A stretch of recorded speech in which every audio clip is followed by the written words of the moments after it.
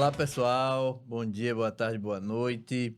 Estamos começando mais um Comentários de Quinta, depois de uma trilogia com o Thiago Buni. E que Que trilogia? trilogia. A gente volta ao nosso sistema tradicional de Comentários de Quinta, Não né? quer dizer que não venham outras. Não quer dizer que não venham outras edições especiais, mas agora a gente vai tratar de um comentário de quinta ordinário, vamos chamar assim, né? Bom, a gente vai tratar hoje de um recurso especial, ou seja, mais uma vez falando de STJ, né? A gente só fala praticamente de STJ, mas aí tá na tela, né? É o recurso especial número 2 2 milhões. milhões 98.923 do Paraná, de relatoria do ministro Ribeiro Dantas, recorrente Diego César de Oliveira, né, recorrido ao Ministério Público Federal. E nesse caso aqui, o recurso especial ele foi para tratar do indeferimento de intimação de testemunha meramente abonatória. O André, quando for comentar, vai explicar, né, o que seria uma testemunha abonatória.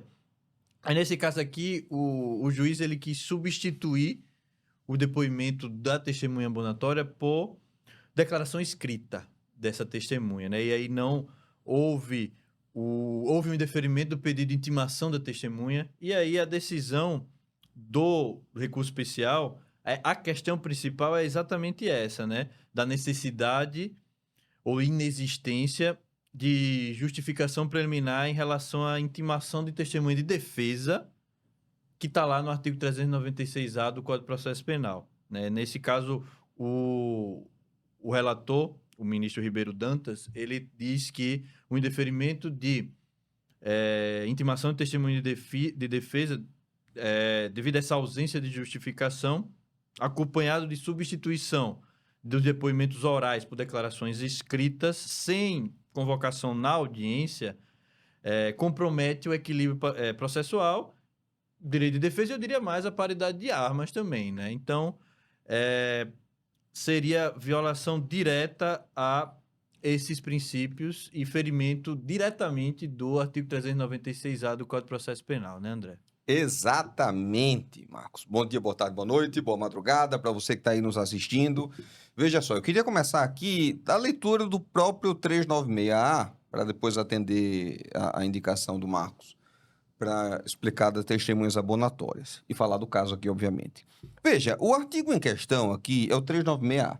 E o 396A diz que, na resposta à acusação, o acusado poderá arguir preliminares e alegar tudo o que interesse à sua defesa, oferecer documentos e justificações, especificar as provas pretendidas e arrolar testemunhas, qualificando-as e requerendo sua intimação quando necessário. Tá? Qual é a questão aqui? A questão aqui, no caso, a interpretação que o juiz do caso, o juiz de piso aqui deu, é que quem avaliaria essa necessidade seria ele. A bem da verdade, o juiz ele tem o poder de admissibilidade, podendo negar provas que fossem meramente protelatórias e desnecessárias para o fato. Isso é inegável. A questão é que seriam testemunhas abonatórias provas desnecessárias? Por quê? Porque estamos falando daquelas testemunhas, são também chamadas testemunhas de antecedente, de boa conduta, que elas vão contextualizar ali características sociais do acusado. Então, vai falar como é que ele é na vida dele, na vida pretérita, vida pretérita, assim, sem qualquer denotação espiritualista, tá? Memórias póstumas de Brás Cubas.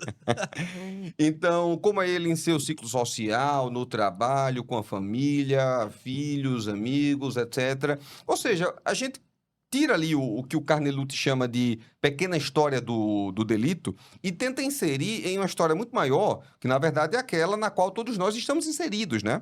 Somos seres históricos e a nossa história ela não pode se resumir a um mal feito.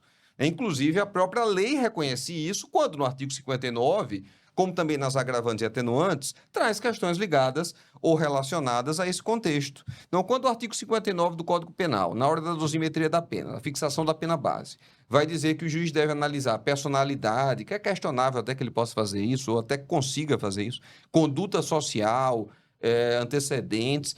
Ele está trazendo um convite, ou fazendo um convite, para que a gente possa produzir provas que possam corroborar para circunstâncias positivas para o acusado. Então, quando o advogado ele arrola essas testemunhas, não é que ele esteja diversificando, não é que ele esteja querendo distrair o foco, não é que ele esteja trazendo ali, protelando. Na verdade, ele está preocupado com um aspecto processual que não pode deixar de ser relevante, que é o aspecto da dosimetria da pena. Se, falando abstratamente, 1/8 de pena a mais ou a menos pode parecer pouca coisa, a depender da pena que ele receba, no caso concreto, 1/8 pode significar 2, 3 anos da vida dele. Então, você conseguir fazer a prova de que a pessoa, ela de fato tinha bons antecedentes, uma boa conduta social, é você trabalhar para evitar que haja aí meses ou anos de segregação prisional ilegal. Né? E aí eu corroboro também, Marcos, com o seu posicionamento de que haveria uma violação da paridade de armas, deixando aqui meu abraço ao companheiro Elton Roberto, aí grande estudioso da paridade de armas, com um livro aí publicado, referência paridade de armas do processo penal. Afinal de contas, Marcos, deixo para você a pergunta, será que o juiz chega com o Ministério Público e fala, essa testemunha aqui, eu acho que ela é indireta, não dá para mandar por escrito não, para a gente ganhar mais tempo de audiência, para aumentar a sua eficiência? Bom, com certeza não, eu diria, né? E além disso, eu queria falar 2 pontos aqui em relação a isso que o André falou. O primeiro me parece que os juízes, enfim, né? Não estou querendo generalizar, mas em relação a esse caso aqui, também não estou falando que esse juiz está fazendo isso, enfim, mas é o que parece, né? E é uma preocupação, não só minha, mas de vários advogados criminalistas, especialmente, de que olham para o advogado criminalista como sendo um empecilho ao processo, à rapidez ou celeridade do processo. Vejam, no caso aqui, a defesa ela rolou testemunhas, né? Algumas testemunhas abonatórias, que é isso que o André falou. Nesse caso, o juiz ele indeferiu porque disse que estava querendo atrapalhar, né? Em resumo, né? Querendo atrapalhar o andamento do processo e essas testemunhas elas não serviriam para a elucidação do caso. Mas, na verdade, como o próprio André disse, as testemunhas abonatórias elas podem servir para a questão da dosimetria da pena, para uma diminuição ou não aumento de uma pena, no caso do 59. Né? Então, essa vida pregressa do indivíduo, do réu, que foi condenado, que vai ser condenado ou não, né? No caso de dosimetria da pena, porque ele foi condenado, né? É importantíssimo. E nesse caso aqui, além disso, né, além de o advogado ele ser visto como um empecilho para o andamento regular do processo, eu queria dar um destaque especial à questão da dosimetria da pena. Por que eu vou querer dar esse enfoque especial? Porque existem já pesquisas sobre isso e na prática é evidente isso. O que chega nos tribunais superiores, especialmente no STJ, de recursos que diminuem a pena e que isso faz com que haja uma mudança de regime, por exemplo, de um regime fechado para o semiaberto, que né, é uma mudança assim absurda em relação à pena, né, são os recursos que mais... a matéria, né, a dosimetria da pena é a matéria que mais muda recursos no Brasil. Então, falar de dosimetria da pena é falar de uma possível mudança na pena no futuro e até de uma mudança de um regime mais brando no futuro, caso haja uma diminuição da pena. Então, a testemunha abonatória ela é importantíssima porque a gente está falando de dosimetria da pena. Então, paridade de armas, até ampla defesa, se a gente for colocar aqui, e o ferimento direto do artigo 396-A. Então, tudo isso, né, foi ferido nesse caso aqui em concreto. E, repito, a minha preocupação é o olhar do advogado como um problema ou um empecilho, uma pedra no caminho do andamento, entre aspas, regular do processo. Ou um convidado menor, né? Um convidado menor. Temos aqui o Ministério Público, que é super importante, e o advogado... Que vem aqui atrapalhar. Tá atrapalhando, né? Vamos aceitar só o básico aqui do advogado, mas o que for que a gente achar que tá atrapalhando, não vamos negar. Bem, só para deixar registrado também um ponto, que uma das características da testemunha é a oralidade. Exato. E o Código de Processo Penal excepciona o depoimento por escrito para figuras muito pontuais, como o presidente da República, né? Então, a gente não pode criar uma espécie de procedimento especialíssimo, feito meio que à la carte, para tentar implementar uma maior eficiência nos julgamentos. Afinal de contas, se a lei autoriza X testemunhas, é possível que as X testemunhas sejam abonatórias e não há problema nenhum para isso.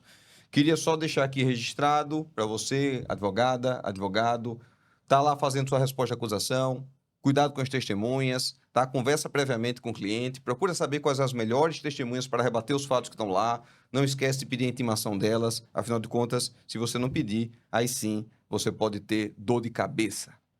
É isso, pessoal. Eu queria só fazer um jabá. O André falou de oralidade aqui no processo penal. Eu tenho minha dissertação que foi publicada como livro sobre oralidade no processo penal brasileiro, oralidade contraditória. Então, se você se interessar sobre o tema, eu tenho ele para disponibilizar em PDF se você quiser. Então, fala comigo. É um jabá tá? de graça, né? É um jabá de jabá graça de que graça. disponibiliza em PDF. Exato. Então, só falar comigo que eu posso disponibilizar, tá bom? Então é isso, pessoal. Queria agradecer você que ficou até aqui o final do nosso Comentários de Quinta. Obrigado e até daqui a 15 dias. Um abraço. Tchau, até mais.